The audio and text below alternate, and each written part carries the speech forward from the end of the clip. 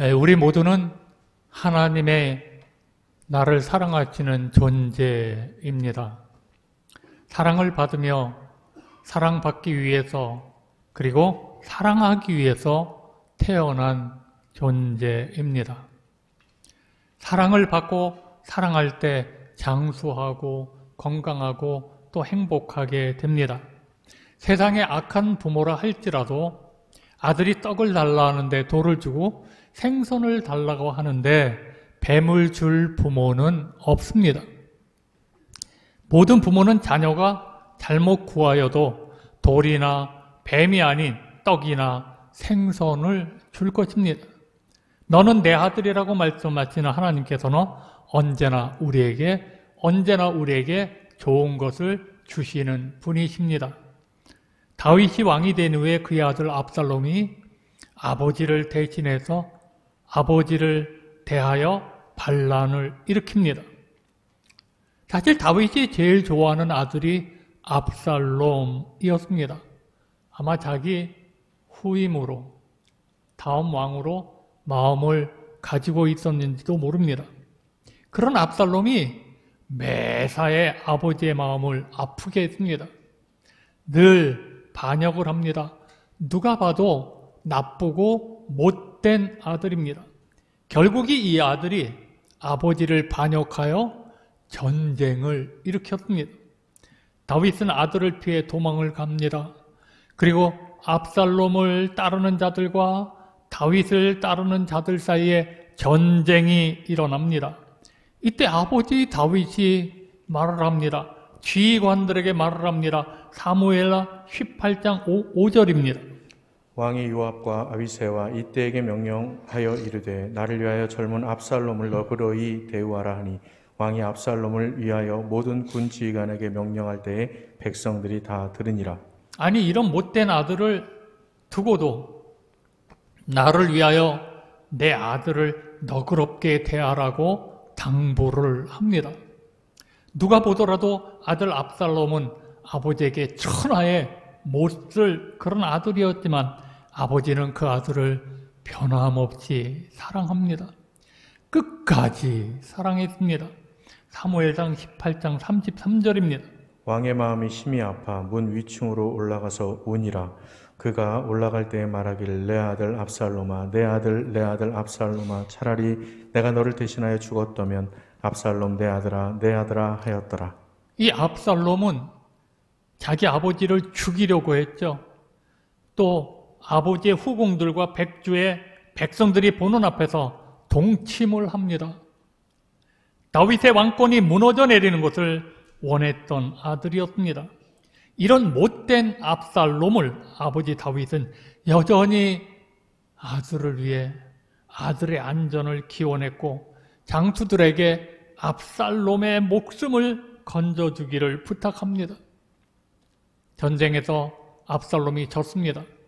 전쟁에서 압살롬이 죽었다는 소식을 듣고도 내 아들 압살롬아 죽었다는데도 내 아들 압살롬아 5번이나 반복하며 아들의 이름을 부르고 압살롬을 대신하여 내가 죽었더라면 애통해하는 것은 이 아버지가 아들을 얼마나 사랑했는가를 보여줍니다. 우리의 부모님들도 거의 마찬가지라고 생각합니다. 자기가 아파 죽어가면서도 생각하는 것은 오직 자식이에요. 자식.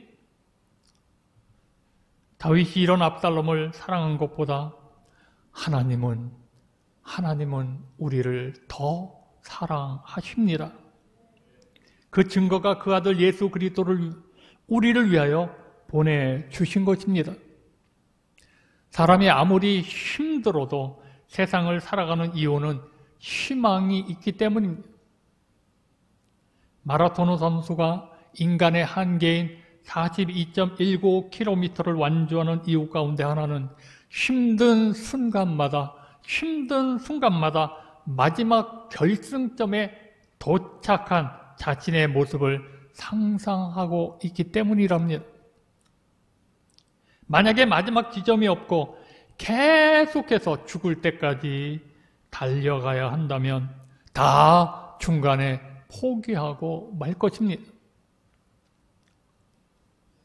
이것이 바로 희망이라고 하는 쉼입니다. 그러나 이 희망은 사랑이 있어야 가능한 것입니다. 하나님이 나는 너를 내 아들이라고 하시면서 나를 사랑하시기 때문에 우리는 어떤 상황에서도 희망이 있어야 합니다. 주님의 사랑 때문에 우리는 우리의 인생 종착역까지 완주할 힘이 생기는 것입니다. 혹시 여러분 김중권 씨를 아십니까? 영남 출신 정치인입니다. 최초의 호남 출신 대통령 당선에 크게 역할을 한 분입니다. 이후 김대중 대통령의 강력한 신임을 바탕으로 국민의 정부 초대 청와대 비서실장, 민주당 대표 역임한 분이십니다. 김대중 대통령과 더불어 국민의 정부가 IMF 위기를 극복하는 일에 크게 일조했으며 대통령의 측근들, 가진 그룹 정치인들이 정치 참여를 강력하게 견제해서 비리를 방지했다는 평을 받았습니다. 사실 이 김중권 씨는 장로님이십니다. 본인은 전혀 생각지도 않았는데 비서실장 임명을 받았습니다. 임명을 받고는 대통령께 가서 나는 교회 장로이기 때문에 못하겠다고 했습니다. 주일에 반드시 교회에 가야 한다고 말씀을 드렸습니다. 비서실장이 오늘 대통령 옆에 있어야지 어디를 가요? 대통령을 가장 가까이에서 모시면서 하루라도 자리를 비울 수 없잖아요. 그러나 대통령보다도 더 높으신 하나님을 섬기기 위해 주일만은 꼭 지켜야 한다고 말씀을 드렸습니다. 그러자 대통령이 기분 좋게 허락을 했다고 합니다. 이런 믿음의 사람이 요즘 정치 세계에 있어서 우리에게 희망이 생기는 것이죠. 이런 분들이 정치를 했으면 좋겠습니다. 우리가 사는 세상의 가장 치명적인 병은 무엇이라고 생각하십니까? 암이라고 생각하십니까? 암보다 더 무서운 것이 낙심입니다. 낙심은 인간을 위협하는 가장 치명적인 병입니다. 낙심은 모든 사람에게 일어날 수 있는 일종의 병입니다. 다른 어떤 질병보다 모든 사람에게 생기기 때문입니다. 사람이 사는 곳에는 낙심이 존재합니다. 낙심은 우리를 끊임없이 괴롭힙니다. 낙심이라는 것이 내 마음에 감염되면 사람이 의욕을 잃어버려요. 쉽게 포기합니다. 사람도 만나기 싫어요. 교회 나가는 것도 싫습니다. 이 낙심이라는 병은 반드시 극복되어져야 할 영적 질병입니다. 이 낙심을 이겨내는 힘은 사랑입니다. 너는 내 아들이라, 너는 내 아들이라, 너는 내 아들이라, 내가 오늘날 너를 낳았도다. 이 확신만 있어도 우리는 어떤 상황에서도 낙심을 몰아내고 희망이 생기고 어떤 자리에서도 일어나게 되는 것입니다. 미국의 전설적인 거부 록펠러의 일화 가운데 이런 이야기가 전해옵니다. 한 번은 록펠러가 미국 시카고의 큰 호텔에 투숙하게 됐습니다. 직원에게 이렇게 말을 했습니다. 가장 싼 방 하나 주십시오. 가장 싼 방. 직원이 록펠러라는 것을 알아보고 물었습니다. 손님 같은 분이, 가장 잘 사는 분이 어째서 제일 싼 방을 찾으십니까? 록펠러가 나는 싼 방이 좋아요. 대답했습니다. 직원이 또 물었습니다. 손님의 아드님도 가끔 이 호텔에 오는데 그때마다 제일 좋은 방을 달라고 합니다. 그런데 정작 손님께서는 어째서 제일 싼 방을 찾으십니까? 그러자 록펠러가 웃으면서 이렇게 말했습니다. 내 아들에게는 나 같은 부자 아버지가 있지만 내게는 그러한 아버지가 없거든요. 우리에게 많은 생각을 하게 하는 실화입니다. 여러분, 오늘 이 말씀은 시편 2편은 시편에 나타난 대표적인 메시아 시편이라고 할 수 있습니다. 하나님께서 말씀하셨습니다. 너는 내 아들이라 오늘날 내가 너를 낳았도다. 이 말씀은 메시아를 상징합니다. 이 말씀은 또한 예수 믿는 우리에게도 하신 말씀입니다. 우리는 하나님의 아들, 우리는 하나님의 딸이라는 것입니다. 하나님은 우리에게 많은 것을 맡기셨어요. 이제 그것을 하나님께 요구할 자격이 하나님의 아들들에게 있는 것입니다. 우리는 이제 세상에 의해 끌려다니거나 환경에 눌린 자들로 살아가면 안 됩니다. 우리에게 다가온 어떤 것도 하나님의 통치 아래 있기에 이제는 죽음의 문제까지도 우리를 지배할 수 없습니다. 다 하나님의 손에 있는 것입니다. 그러므로 우리는 어떤 것에도 무릎을 꿇지 말아야 합니다. 하나님의 아들로 당당하게 살아가야 합니다. 오늘 본문을 통해 함께 은혜를 받고자 합니다. 첫째, 너는 내 아들이라. 본문 7절입니다. 내가 여호와의 명령을 전하노라. 여호와께서 내게 이르시되 너는 내 아들이라. 오늘 내가 너를 낳았도다. 하나님은 우리를 향하여 이렇게 말씀하십니다. 너는 내 아들이라. 너는 내 아들이라. 아버지와 아들의 관계, 이것이 우리에게 얼마나 큰 축복입니까? 죄로 인해 죽어 하나님의 심판을 받을 우리가 하나님의 자녀가 되었다는 것보다 더 크고 더 놀라운 은혜와 축복이 어디 있습니까? 하나님께서는 우리가 예수님을 구주로 믿으면 가족적으로 나의 아버지가 되어주십니다. 나는 그분의 자녀로 아들과 딸이 되는 것이죠. 내가 너를 위해 독생자 예수까지 아끼지 아니하고 십자가에서 내어주는 대가로 너를 낳았는데 어찌 내가 너를 버리겠느냐? 아무리 힘들고 지쳐 낭망하고 쓰러질 때도 내가 반드시 너의 손을 잡아주리라. 내가 반드시 너를 도와줄 것이라고 말씀합니다. 우리가 하나님을 아빠, 아버지라고 부르게 되었다는 것입니다. 하나님이 우리를 아들아, 딸들아 부르는 것도 감동적인데 우리도 하나님을 아빠, 아버지라 부르게 된 것입니다. 평상시에는 하나님을 아버지라고 부르는 것이 별 감동이 없는데 특별히 힘들고 어려울 때 우리가 하나님을 아빠라고 부를 수 있는 것이 얼마나 큰 힘이 되고 눈물이 나도록 감사한지를 깨닫게 됩니다. 여러분, 하나님을 얼마나 아버지라 불러보셨습니까? 진심으로 아빠, 아버지라 불러보셨습니까? 하나님의 자녀가 된 우리는 반드시 아버지가 기뻐하시는 일을 해야 합니다. 이 세상에서도 땅에 일이 있듯이 하나님의 백성들로서 아버지가 거룩히 구별해 놓은 영의 직분, 성직이 있습니다. 집사는 집사의 직분, 권사는 권사의 직분, 장로는 장로의 직분, 목사는 목사의 직분이 바로 우리가 감당해야 할 성직입니다. 아버지의 일을 자녀가 된 우리가 하지 않으면 누가 하겠습니까? 아버지의 일을 그 무엇보다 소중하게 생각하고 거룩하게 생각하고 감당하는 것이 하나님의 자녀들이 해야 할 본부입니다. 명예이고 자존심이며 우리의 정체성입니다. 주기도문에 하늘에 계신 아버지로 시작합니다. 예수님께서 하나님을 아버지라 가르쳐 주시기 전에는 아버지라 부른 사람이 없었습니다. 아버지는 우리를 낳으신 분이며 우리는 그의 자녀가 된다는 뜻이죠. 하나님은 자신의 자녀가 능력 있는 사람이 되기를 원하십니다.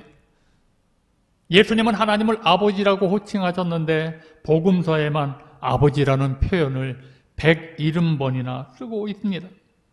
히랍 성경에서는 예수님이 평소에 쓰시던 호칭이 아버지라고 했습니다.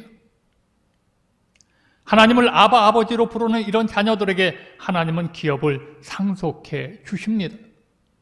아들이 우리 집 가자 하고 친구들을 데리고 집에 옵니다. 근데 그 집에 다다랐을 때 그 문패에는 아들이 아닌 아버지의 이름입니다. 그런데도 아들은 이거 우리 집이야, 우리 집이야 하면서 자랑합니다. 아버지의 집이 곧 내 집이라는 것입니다. 아버지는 모든 것을 자녀에게 상속하여 주십니다. 하나님은 하나님의 자녀들에게 아버지의 것을 기쁨으로 상속해 주십니다. 이제 여러분, 주님 것을 내 것이라 고집하며 살지 않기를 바랍니다. 내 것이라고 고집하며 살면서 되는 일이 여러분 무엇이 있습니까? 어떤 일이 잘 되었습니까? 이제 다 내려놓고 아버지를 속상하게 했던 아들 탕자가 아니라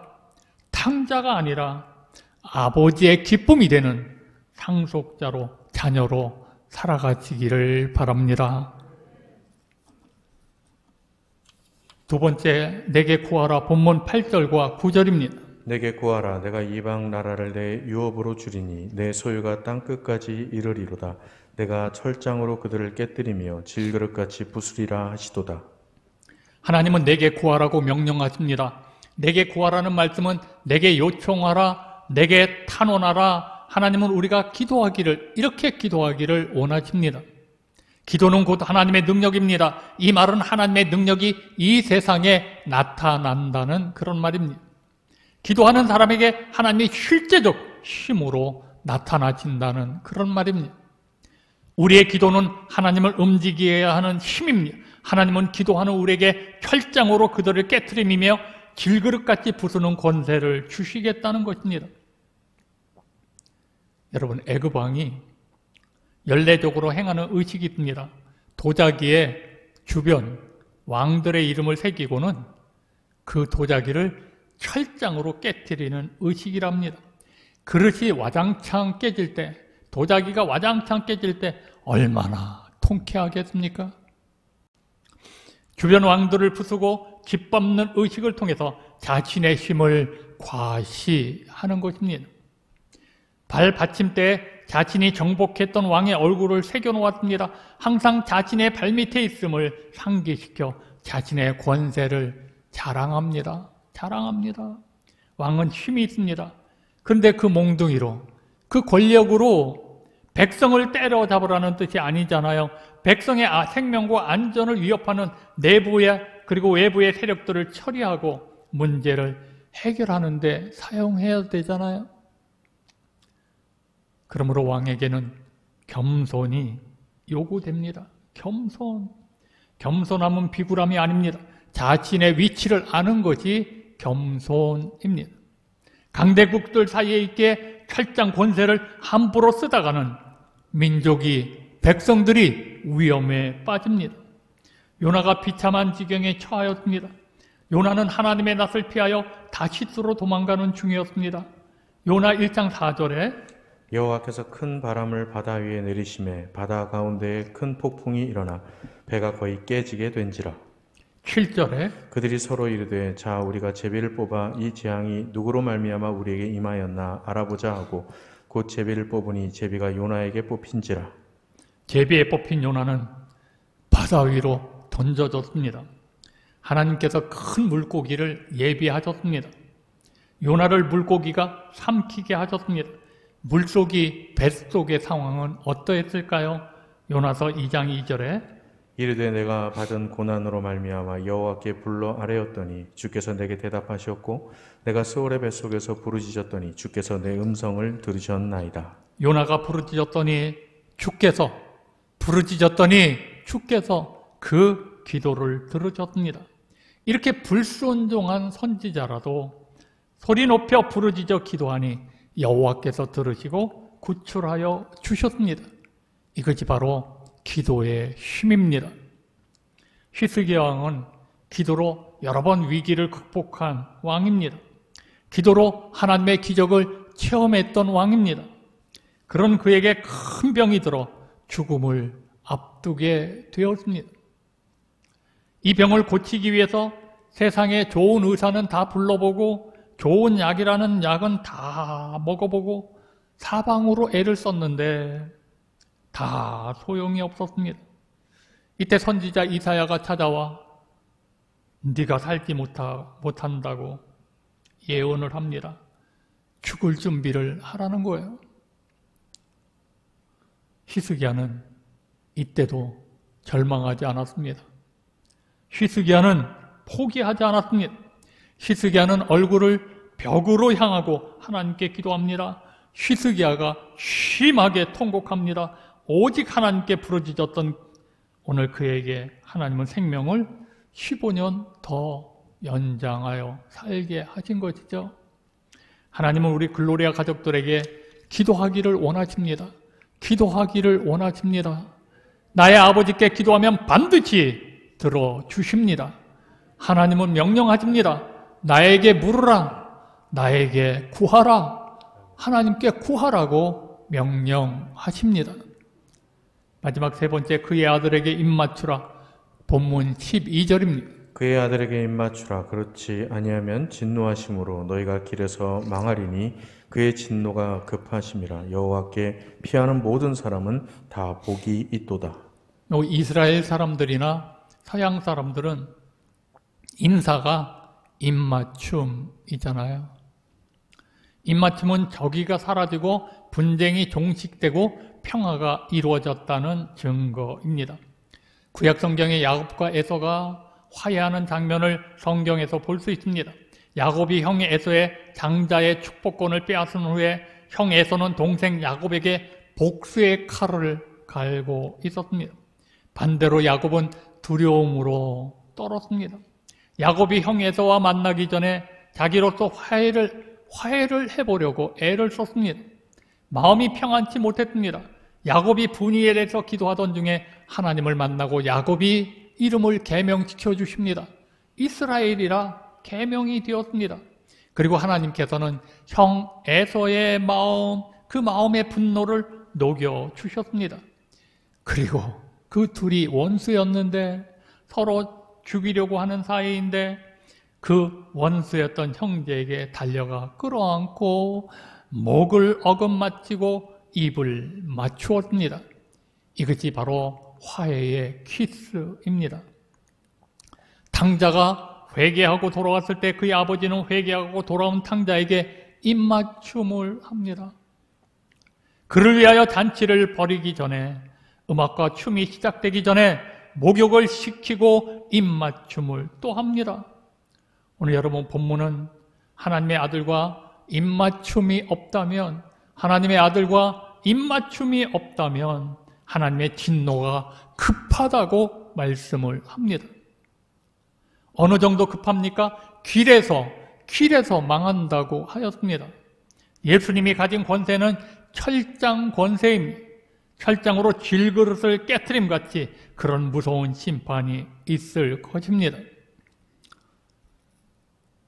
혹시 여기 계신 분들 중에 그 유명했던 오화섭 교수님의 딸 오혜령 씨를 아시는 분이 있을 것입니다. 이분은 사랑받는 극작가요, 방송인이요, 배우였습니다. 제가 다음 이야기만 하면 아실 것입니다. 60년대, 70년대 별이 빛나는 밤이라는 프로그램이 있는데 그 프로그램의 DJ였습니다. 아, 이제 고개를 끄덕끄덕 하시는군요. 알겠다. 잘 나가던 중에 어느 날 몸이 안 좋아서 병원에 가서 확인해 보니까 위암하고 림파선 암이 말기예요. 말기. 한 석 달 정도밖에 못 산다는 의사의 판정을 받았습니다. 얼마나 큰 절망입니까? 그때는 암은 거의 다 죽었잖아요. 거의 다 죽었어. 의술이 그렇게 좋지 않았던 때인데, 그래서 잘 나가던 중 그는 모든 프로그램을 중단하게 됩니다. 얼마나 큰 절망입니까? 달력을 놓고 빨간 줄을 그어가면서 자기에게 남은 날은 석 달이라고.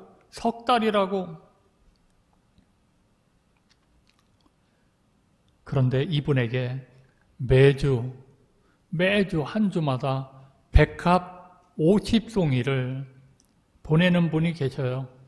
그리고 50송이를 보내면서 희망을 버리지 마세요. 희망을 버리지 마세요.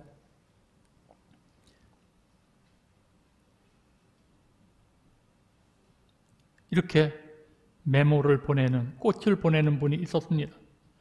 꽃은 계속 오는데 자기가 죽을 날은 점점 다가옵니다. 죽는 날을 기다리는데 또 꽃이 왔습니다. 또 똑같이 희망을 버리지 마세요. 그래서 그 꽃에 머리를 턱 박았습니다. 이제 힘이 없어요. 머리를 턱 박았습니다. 그래서 갑자기 누가 등 뒤에서 자기를 잡아당깁니다. 그래서 바닥에 내동댕이 쳐졌습니다. 그 순간 깨달은 것이 있어요. 아, 살아계신 주님이 나를 붙드시는구나. 날 찾아오셨구나. 죽음의 한복판까지 찾아오신 당신은 누구십니까? 누구십니까? 하고 물었습니다. 그때부터 이 오혜령 씨는 통곡을 하며 회개합니다. 하루, 이틀, 3일, 4일, 일주일, 한 달, 2달, 반년을 회개하면서 눈물을 흘렸습니다. 하나님의 아들 예수님께 회개하며 매일 하나님의 아들 예수님에게 입을 맞추었습니다. 죽을 날짜가 훨씬 지났는데 계속 회개만 하고 있는 것입니다. 그런 그에게 하나님은 건강을 회복시켜 주셨습니다. 그래서 이분은 하나님이 나를 살려주셨다는 것을 알고 묵상집을 4권의 책을 기록했습니다. 이것도 아마 여기 읽어보신 분들이 많으실 것입니다. 당신 없는 인생은 빈 그물이오니라는 책입니다. 묵상집 4권의 책입니다. 그리고는 예수님과 화해하지 못한 사람을 청산하고 하나님의 아들에게 입맞추며 달라진 삶을 살았습니다. 우리도 늘 하나님의 아들과 입맞춤으로 언제나 예수와 화해하는 삶을 살아야 합니다. 우리는 너는 내 아들이라 하나님의 말씀을 나에게 하시는 말씀으로 들어야 합니다. 이 말씀 붙들고 내 편에 친 하나님을 믿고 하나님께 모든 일을 구해야 합니다. 그렇지만 열방을 유업으로 내주겠다고 하셨습니다. 하나님의 아들 예수에게 입을 맞추는 자가 모든 어려움을 이겨내고 복된 자의 삶을 살게 되는 것입니다. 우리 글로리아 가족 여러분, 너는 내 아들이라, 너는 내 아들이라 이 말씀을 이 성탄의 계전에 붙들고 내 인생이 바뀌는 은혜의 12월달이 되셔야 합니다. 여러분, 저는 이 설교를 준비하다가 목요일날 준비했던 설교가 3분의 2가 날아갔어요. 제가 잘못한 거죠. 아, 설교 준비 다시 하라고 그러나 보다. 다시 했어요. 다시 한 설교인 준비를 다시 호화스러운 이야기는 없어요. 그냥 마음속에 느끼는 대로 울면서 워드를 쳤습니다. 이 설교하다가 준비하다가 얼마나 울었는지 몰라요.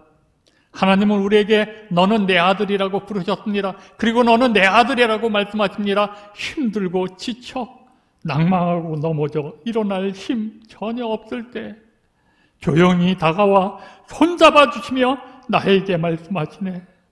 나에게 실망하며 내 자신 연약해 고통 속에 눈물 흘릴 때 못자국 난 그 손길 눈물 닦아주시며 나에게 말씀하시네. 너는 내 아들이라. 오늘날 내가 너를 낳았도다. 너는 내 아들이라. 나의 사랑하는 내 아들이라. 우리 함께 찬양하시겠습니다. 너는 내 아들이라.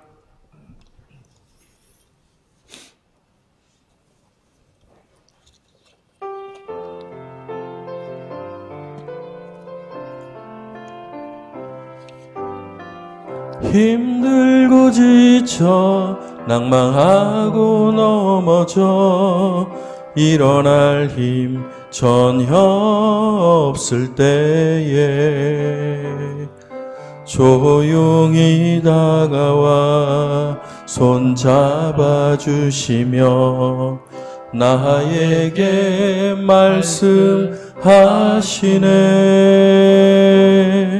나에게 실망하며 내 자신 연약해 고통 속에 눈물 흘릴 때에 못자국 난 그 손길 눈물 닦아주시며 나에게 말씀하시네. 너는 내 아들이라. 너는 내 아들이라. 오늘날 내가 너를 낳도다. 너는 내 아들이라. 나의 사랑하는 내 아들이라. 언제나 변함없이 너는 내 아들이라. 나의 십자가 고통 해산의 그 고통으로 내가 너를 낳았으니 너는 내 아들이라. 오늘날 내가 너를 낳도다. 너는 내 아들이라.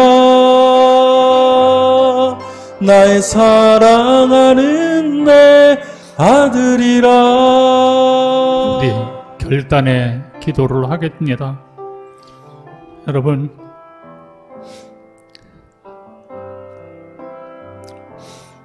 육신의 부모, 아버지를 우리가 얼마나 불러보셨습니까? 육신의 부모도 아버지라고 잘 못했는데 우리 하나님을 아바 아버지라 여러분 불러보셨습니까?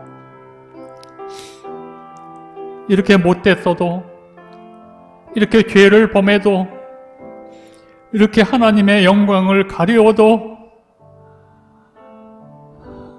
하나님은 나를 향해서 너는 내 아들이라. 내가 너를 낳았다. 내가 너를 사랑한다. 또 나는 너를 사랑한다. 변함없이 사랑한다고 말씀하십니다. 여러분, 이제 우리도 이 세상 것에 마음을 빼앗기지 말고 예수에게 입맞춰 하나님의 아들답게 살아갈 때 하나님이 우리와 함께 하시고 우리 삶 속에 놀라운 일들이 일어나게 될 줄로 믿습니다. 너는 내 아들이라. 내가 너를 낳았도다. 성경의 말씀으로만 듣지 말고 하나님이 나에게 직접 하시는 하나님의 음성으로 들리게 하여 주옵소서. 오늘 간절한 마음으로 결단의 기도합니다. 주여 한번 부르짖고 통성으로 기도합니다. 주여 아버지, 하나님을 아버지라 부르게 하신 하나님, 이 은혜를 잊고 살아갑니다. 저희들의 모든 죄를 용서하여 주옵소서. 아버지, 하나님을 참으로 아버지라 부르면서 이 세상에 우리 주 예수 그리스도에게 입맞추며 세상을 이기는 자로 살게 하여 주옵소서. 언제든지 낙심하지 않게 하시고 어느 상황에서든지 절망하지 않게 하여 주옵시고 어떤 상황에서든지 순응하신 하나님이 나를 잡아주고 계신 것을 믿고 믿음으로 믿음의 말을 하고 믿음으로 일어서서 믿음으로 하나님의 놀라운 역사를 이루는 우리들 모두가 되게 하여 주옵소서. 주님 사랑합니다. 나 같은 죄인을 또 사랑하시고 또 사랑하시고 또 그 엄청난 죄를 범하는데도 또 사랑하시고 또 불러주시고 너는 내 아들이라.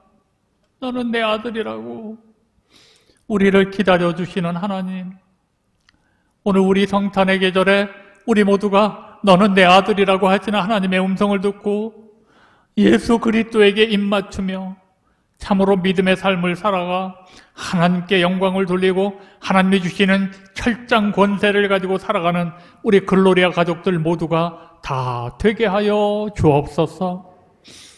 변함없이 나를 사랑하시는 주여, 포기하지 않고 끝까지 사랑하시는 주님 감사합니다. 이 은혜 잊지 않게 하여 주옵소서. 예수님의 이름으로 감사하며 간절히 기도드리옵나이다. 아멘.